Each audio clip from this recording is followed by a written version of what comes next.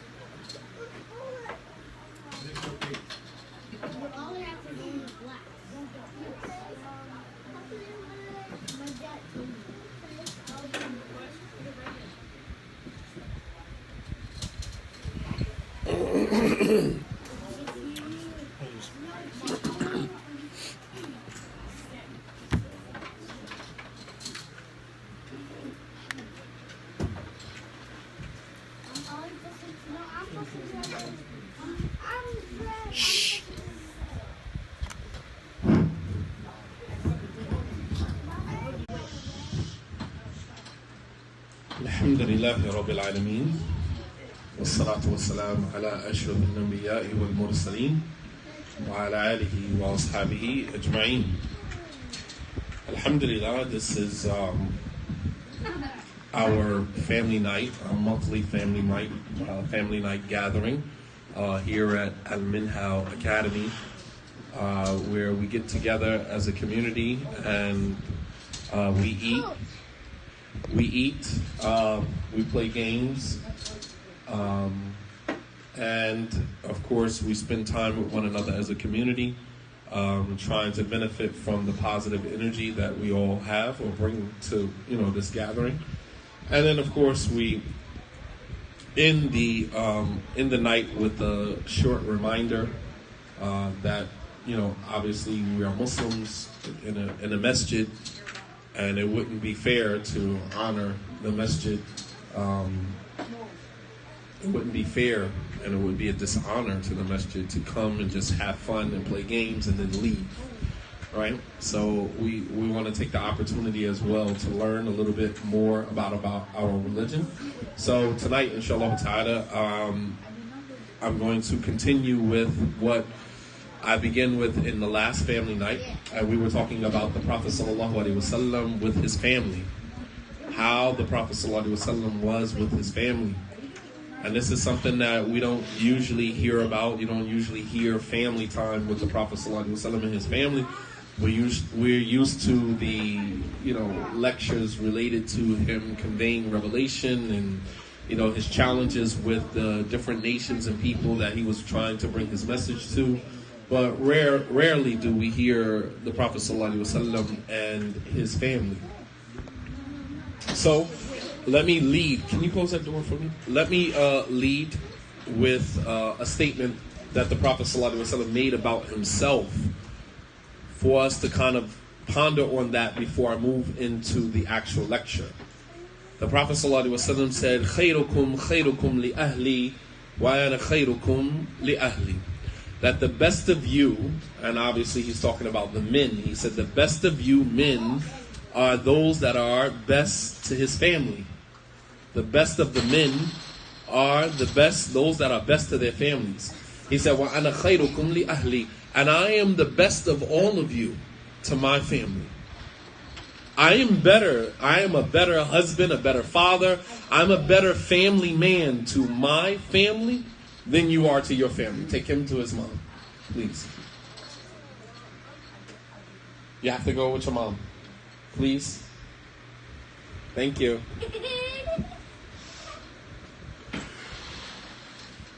All right, so the Prophet ﷺ, he said, "Khayrukum khayrukum li ahli, wa ana khayrukum li ahli." The best of you are those that are best to their families, and I am the best of you to my family.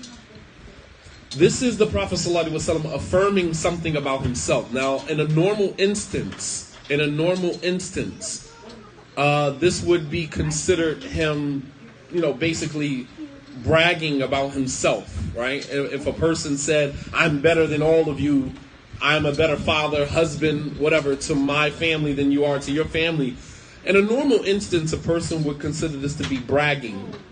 But the Prophet ﷺ wasn't bragging here. Number one, he was letting us in on some information, personal information about himself that people in his community really didn't know a lot about. People in the Prophet ﷺ's community didn't know a lot about what went on inside of the home, evidenced by the multiple incidents where people went how he was in the home. Right? I'll give you just a couple of incidents. Number one, the incident where the three young men went to the house of the Prophet ﷺ and he wasn't there, and they asked Aisha, how was the Prophet in the home? How was his worship in the home? We see him in public and how he worships in public, but how does his worship look in the home? And Aisha said that he used to get up at night and pray, and he would sleep part of the night. Kana yakumul layl. He used to get up at night and pray part of the night. وَيَنَامُ نِصْفَ اللَّيْلِ. And he would sleep part of the night. His worship was in moderation. So the three young men, they thought to themselves, if this is the Prophet ﷺ, who is the messenger of Allah, forgiven for all of his sins, and he's doing this type of moderation with his worship, we need to do more. So one of them said, I will never sleep at night. I will pray the entire night. The other one said that I will fast all the time and not just sometime. And the other one said, I will never get married. And I will devote my entire life to Islam.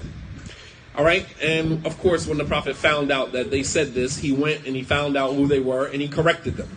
All right. This comes along with being young. You know, you become very overzealous and enthusiastic, and you don't really realize that, you know, your impulsivity will reach a point where it balances out, and, you know, what was once, you know, super enthusiasm will now turn into laziness. Right? The Prophet ﷺ, he said, "Likulli fatra, likulli shirra fatra." That every deed has its degree of enthusiasm, and every enthusiasm has its window. Right? Young people don't understand that. Right? They want to go hard, you know, not realizing that at the end of that road, you're going to burn yourself out. Take your time. Pace yourself. You figure that out as you get older and you start to mature and you start to realize that's not that serious. And number two was the person who came to the house of the Prophet ﷺ, and they said, how was the character of the Prophet in the home? And Aisha said, don't you read the Quran? أَلَا تَقْرَؤُونَ الْقُرْآنَ. Don't you read the Quran? كَانَ خُلُقُهُ الْقُرْآنَ. His behavior was the Quran. His behavior was the Quran. That's two incidents. Another incident was when a person came to the house of the Prophet ﷺ and they asked Aisha about what the Prophet used to do in the home. What was his behavior in the home? How did he interact with his family? And Aisha, she said, "Kana ka'ahda rijalikum." He was just like any other man from amongst you in the home. These are multiple incidents where people are asking about the life of the Prophet ﷺ in the home. All right, it was a mystery. When you see someone in public all the time, sometimes you want to take a peek into, well, what is life like in the home for that person? All right, and make no mistake about it, the Prophet ﷺ's entire life was on display. He didn't have the luxury of closing off certain avenues of his life that we didn't have access to. We had to have access to every single aspect, every single facet, every single layer of his life. That was on commandment from Allah subhanahu wa ta'ala. So even if he wanted to keep parts of his life sacred and, you know, secret, he couldn't. Because Allah subhanahu wa ta'ala commanded him to expose, right? To expose to the community what went on in his home, right? What went on in the home of the Prophet sallallahu alaihi wasallam. There's actually a verse in the Quran where Allah subhanahu wa ta'ala commands the Prophet sallallahu alaihi wasallam to expose what goes on in the home, what goes on in the home in terms of ma yutla alaykum min ayatillahi wal hikmah. What goes on in the home from revelation that is revealed to you, and the wisdom, meaning your practices, your sunnah, what you do in your home. So unlike us, where we can come out, you have some imams that their lives are very private, The only thing that you know about them is they come, they lead the salat, they can tell you a lot about Islam, and that's pretty much all you know about them. You don't know pretty much anything else. They don't do social media. They're not on Instagram. They're not on Facebook. They don't have Facebook pages. So you really don't know a lot about these individuals, imams. However, the Prophet ﷺ, he didn't have that luxury, right? He had to expose everything that went on in his life. I mean, we know details of the Prophet ﷺ down to him kissing his wife. Aisha was asked, how was the behavior of the Prophet ﷺ in the home?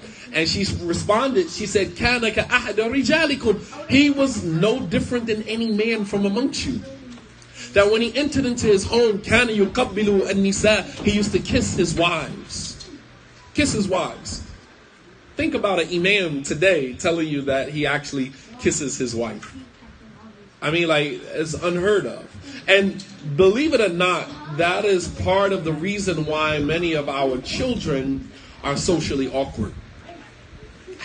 If you think about it.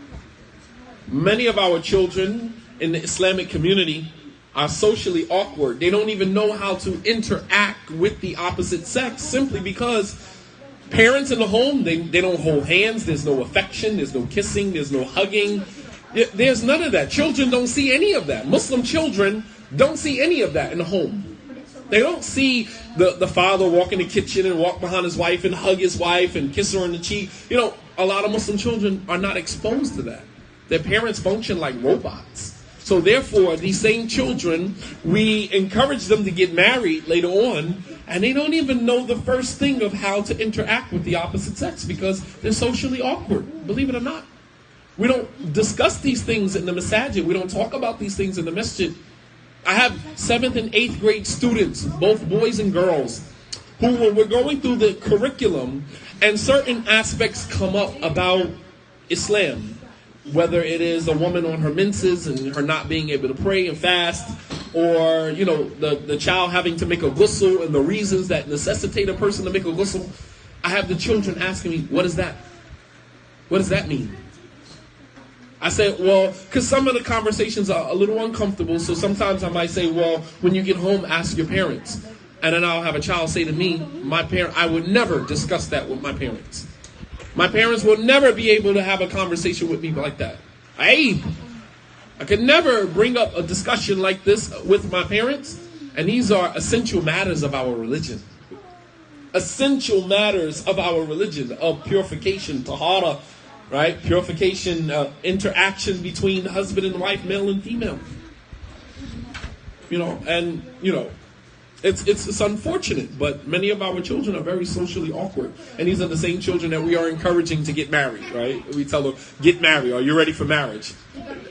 How have they been prepared for marriage? There's no preparation in the Muslim community for marriage, right?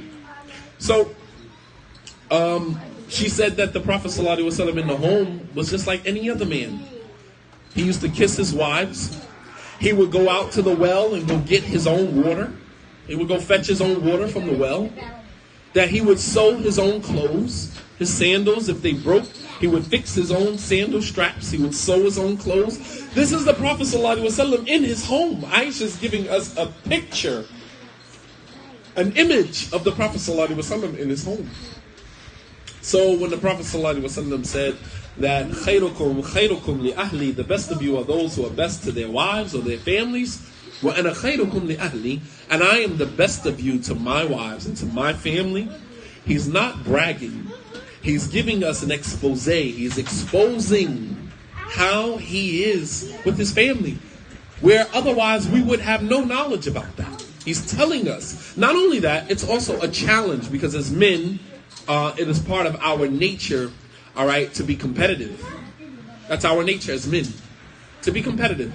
Allah subhanahu wa ta'ala challenges us or commands us in the Quran to be competitive. وَسَارِعُوا إِلَى خَيْرَاتٍ, right? And hasten with one another, race with one another for good, for khairat. Right? وَسَارِعُوا إِلَى مَغْفِرَةٍ مِّن رَبِّكُمْ وَجَنَّةٍ عَرْضُهَا السَّمَاوَاتِ وَالْأَرْضُ أُعِدَّتْ لِلْمُتَّقِينَ. Right? Allah says, and race with one another for forgiveness and a paradise whose width is the width of the heavens and the earth prepared for those who are God conscious and pious, right? Al-muttaqeen. So there is a level of competition that Islam encourages. فَلْيَتَنَافَسُوا مُتَنَافِسُونَ. And for those of you who want to race and be competitive, فَلْيَتَنَافَسُوا مُتَنَافِسُونَ. Then let those who want to be competitive, let them be competitive. Let them race with one another. This is part of our religion. Part of our religion is to be competitive.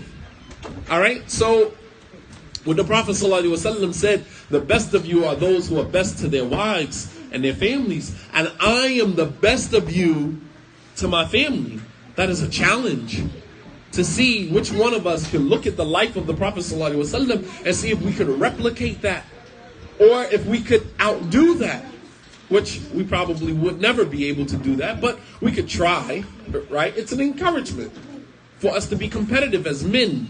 And when you think about the things that, subhanAllah, you think about the things that men are competitive in. You never hear men being competitive in terms of who can be the best to their wives. So I am challenging us tonight, for those of you who are listening, right? The women are going to get a kick out of this. I'm challenging you. You see all these type of weird challenges on Facebook and on social media, the ice bucket challenge, this challenge, all of these weird, goofy challenges that people come up for pure entertainment. Pure entertainment. What I am challenging and what I am proposing is exactly what the Prophet ﷺ proposed, and that is to see who can be the best to their wives. Usually when a woman says to her husband, pay attention, when a woman says to her husband, well, such and such's husband does this for her, right? What's our response to that? What is a man's usual response to that? Well, I'm not him, right? So whatever he does with his wife, that's between him and his wife. Don't make any comparisons between me and another man, right? We get offended by that, actually. Instead of saying, oh, he does that with his wife? I'm going to outdo him. I'm going to do better than that. Oh, he buys his wife roses, right? Okay, cool. I'm going to go to the flower store, and I'm going to have chocolate covered roses delivered to you, and you can eat the roses at the end of the day. Right? Or whatever it is. It's just like, but we shouldn't get offended. When a woman says, well, such and such lets his wife do this, or her husband does that, we should say, okay, well, if that's what he does, good for him. I'm going to do one better. I'll do you one better. And to take on that challenge, as opposed to becoming becoming offended because someone says, well, her husband lets her do this. And it's like, okay. So I'll give you another example. Sometimes men let their wives travel by themselves, right? So sometimes our wives might say, well, I want to go you live in New Jersey, I want to drive to D.C., or I want to drive to Maryland, or I want to drive to Virginia to see my mother. And you say, well, a woman traveling by herself is haram. We shouldn't allow that. Well, such and such's husband lets her travel by herself. You say, well, if such and such's husband lets her travel by herself, good for him. I'm going to travel with you. I'll take a day off from work. I'll take 2 days off of work, and I'll go with you. I'll do you one better. You understand? Because when she puts that out there, that's a challenge for us. And as men, we're naturally competitive. And so I'm not going to let anybody else, I'm not going to let my wife put something in front of me to make me feel like, I am not the best man to my family that a man could be to his family. I am the best. And this is what the Prophet ﷺ was proposing. So it's important for us to, as the Prophet ﷺ said, the best of you are those who are best to their families. And being best to your family means in all areas. So the incident that I wanted to look at tonight, just really quickly, is an incident that happened between two of the wives of the Prophet ﷺ. As we know, he had multiple wives, and a lot of his challenges in his marriages came from trying to balance his life between these women. Okay? A lot of challenges. He ran into tons of challenges trying to strike a balance, an even chord with all of these women that he was married to. Now, mind you, these women came from different levels, different echelons of Meccan society. Some of them came from the elite, like Salama. Some of them came from, close companionship, like Aisha and Hafsa, who were the daughters of Abu Bakr and Umar. Then you had those who, was from his family, from his lineage, Zainab. That was his cousin. So he was married to a multitude of women, multiple women who came from different levels of Meccan society, and trying to strike a balance between them. So this particular incident happened between one wife, who was Hafsa, the daughter of Umar, radiallahu ta'ala, and another wife who he married when she converted to Islam, and this was Safiya bint Huyy, who was a Jewish woman. She was a Jewish woman, and from Bani Nadir. Her father, Huyy, was the chief of Bani Nadir, one of the main 3 tribes of the Jews that lived in Medina when he first migrated there. Okay? So very profound. They went to battle, one of the wars, and Khaybar, and the Prophet ﷺ defeated that tribe, Bani Nadir, and her father was killed during that battle. So was her husband, and so was her brother. And she said that there was no man on the face of the earth that she hated more than Muhammad. No man on the face of the earth that she hated more than the Prophet ﷺ. He was responsible for killing my husband, killing my father, and killing my brother. And the Prophet ﷺ explained to Safiya that, I tried to level with your father. I wrote a peace treaty. Even when the Prophet entered into Medina and he wrote a Diwan al-Medina, he wrote the first constitution of Medina. He included in that constitution laws that protected the Jews in Medina, opposed to just removing them from Medina altogether and, by brute force, removing them from Medina. He actually included in the laws, in the Diwan al-Medina, he included laws that protected the Jews and their ability to continue with their lives as they were before he migrated there. And to no avail, Bani Nadir and other tribes, they broke their agreements and their contracts multiple times, and he left the Prophet ﷺ no other choice. Once he explained this to Safiya and she actually got, the whole story, she said that there was no one that was more beloved to her and dear to her than Muhammad sallallahu alaihi wasallam. She went from one extreme of hating him to loving him more than anyone else, even more than her father, her brother, and her husband. So the Prophet sallallahu alaihi wasallam ended up, she converted to Islam, and the Prophet married her. Now, mind you, being married to Safiya, this was very challenging for her because she was not an Arab, while all of the other wives of the Prophet ﷺ were Arabs, all right? Most of whom were from Quraysh. These came from the elite tribes of, Bani Hashim and many other tribes in Mecca. And Safiya, the only wife that he was married to, that was not even an Arab, let alone, she wasn't even from like a lower level tribe. She was not even an Arab, all right? She was a Jewish woman who converted to Islam. And one day, Hafsa, the daughter of Umar, she said about Safiya, she said, "Annaha bintu Yahudi," that she is the daughter of a Jew, right? Said it in a disparaging way, in a disrespectful way. This is jealousy that happens between women. And she said that Safiya is the daughter of a Jew. So the Prophet ﷺ, he entered. Now go back to the hadith where he said that he was the best of you to his wives. Right? Think about how the Prophet is going to handle this situation and how we handle situations when we see our wives crying. We come home, we see they're not in a good mood, we see that they're crying, we see that they're upset. And how do we proceed to handle that situation? Some of us might dismiss that and blow it off and say, well, I got my own problems. I got my own issues. Whatever, she'll get over it. The Prophet entered into the room where Safiya was and saw her crying.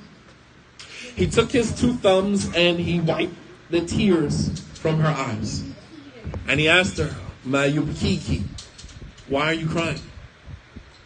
And she said that it reached me that Hafsa said about me that I am the daughter of a Jew. Already there was some insecurity there because she's the only Jewish woman that he was married to. She was not an Arab, right? Her father was murdered. Her husband was murdered. Her brother was murdered. And now she's married to the Prophet ﷺ. She's now living in Medina amongst strangers. She doesn't know. And I mean, quite honest, to be quite honest with you, this is actually what some of new shahadas go through. People who convert to Islam. Newly converts to Islam. They've left Christianity. They've left whatever religion they were upon.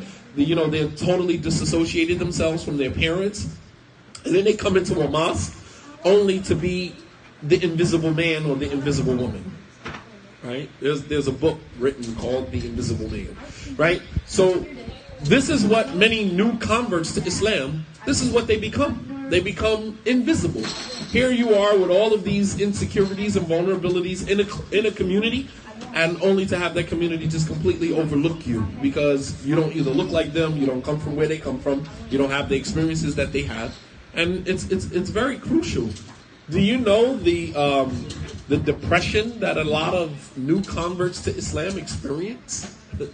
Do you know new converts to Islam go through periods of depression?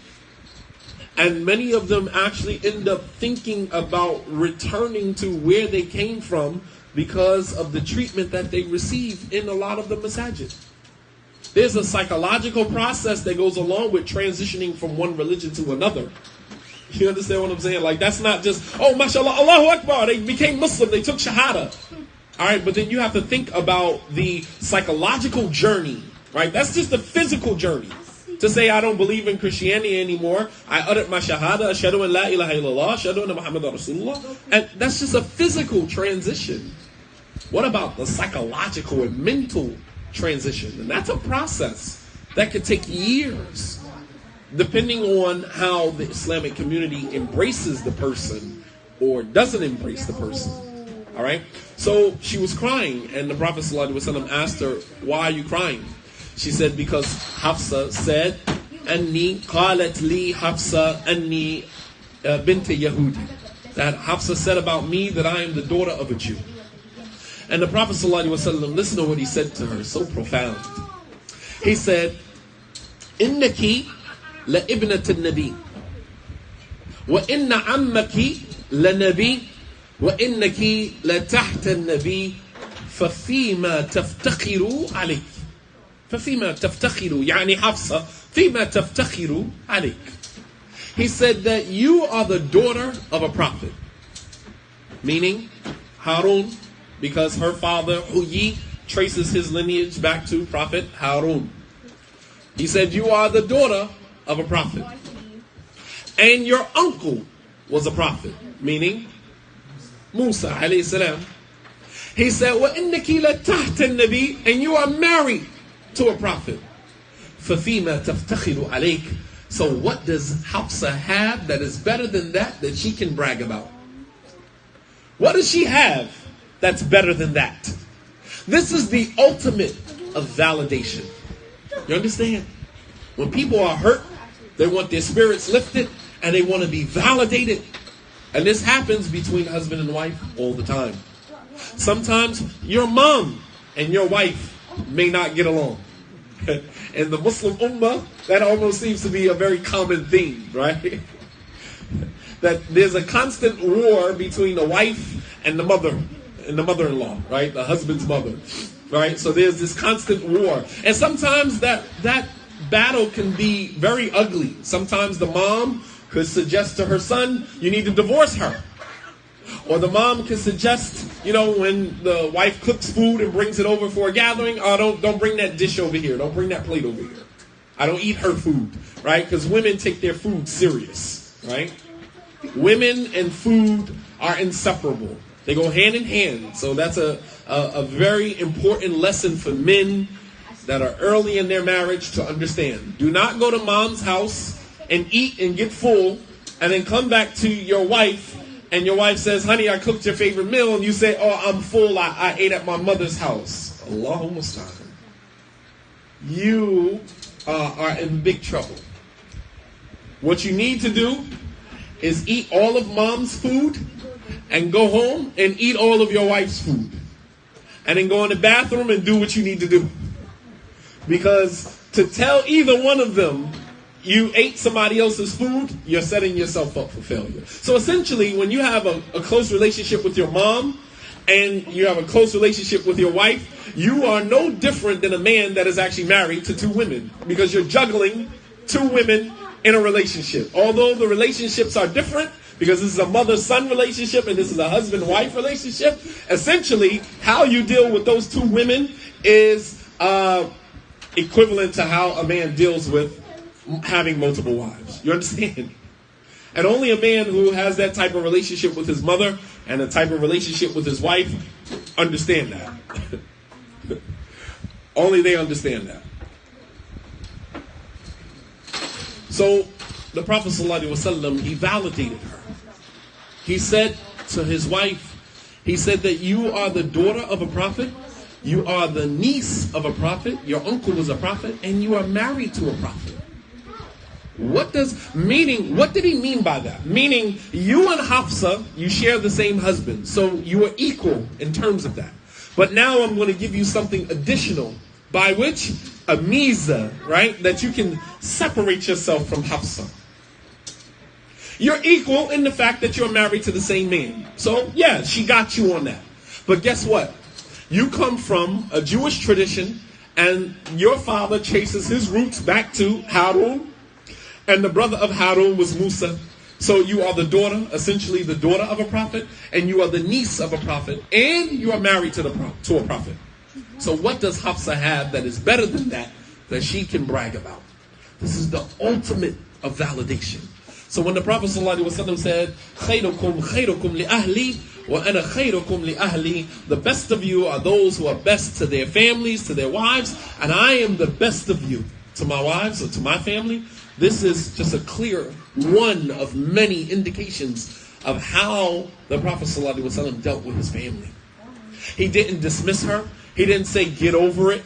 He didn't say, you need to figure it out. Don't involve me in that. I don't want anything to do with that. No, you see your family hurting and you step in to help and assist, to remove the pain. That's what validation does. It helps to remove the pain from the person. When you see someone is in pain, you want to rush to them and help them remove that pain. No matter what it takes for you to do that. And that is what it means to be a good husband to your family, or a good husband to your wife, a good father to your children. You see your child is hurt. You see your wife is hurt. You see someone in your family hurt. And as a man, you rush to remove that pain as best as you can.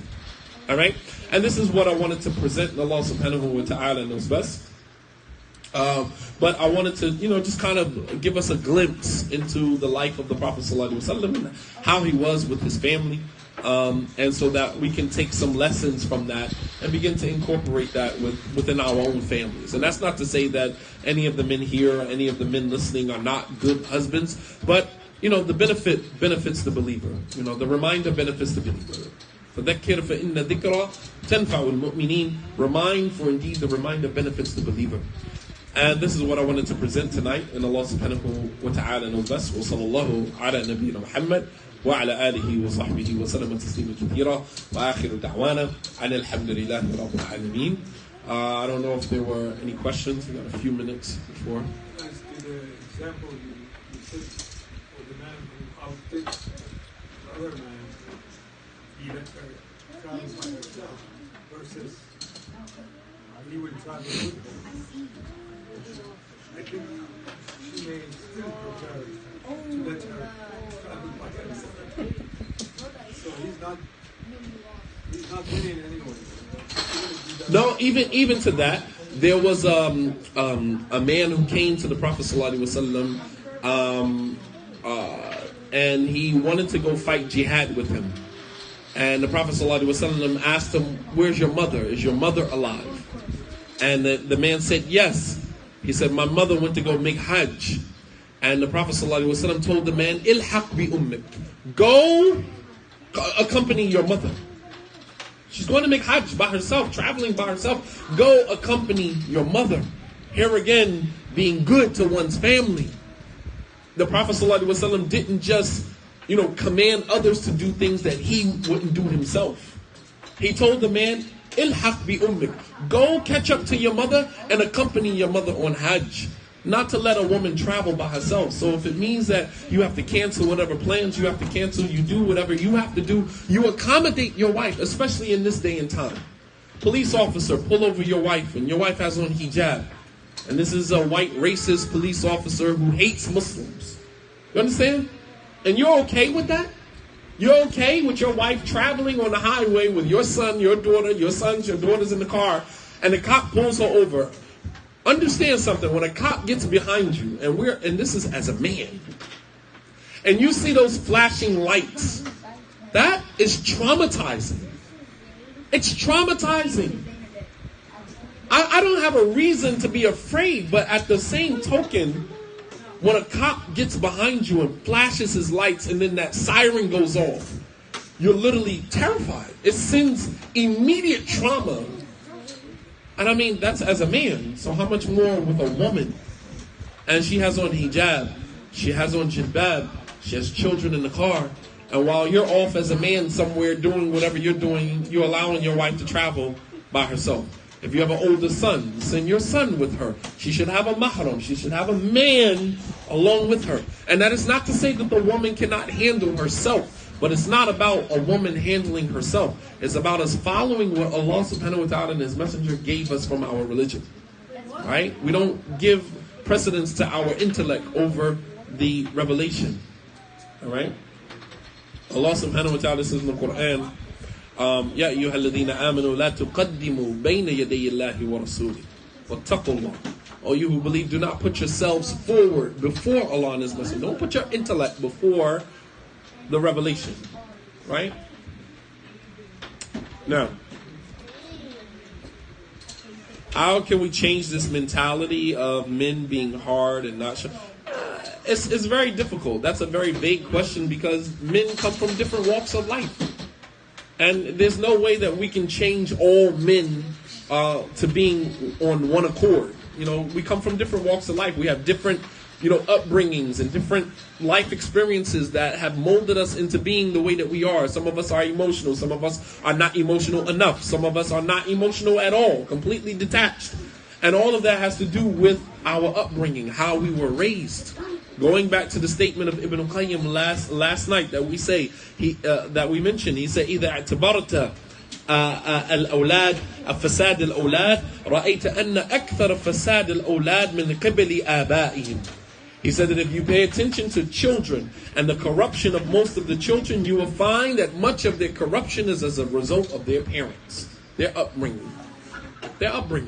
So to say, how do we get men to be more sensitive? How do we get men to be more emotionally attached? How do we get men to be more this and more that? That is on an individual basis. We can't give you a one-size-fits-all response to that and apply it to all men, because some men have had very hard upbringing, very harsh upbringings, and some men have had, mashallah, have had healthy upbringings. And, you have to meet everybody where they are.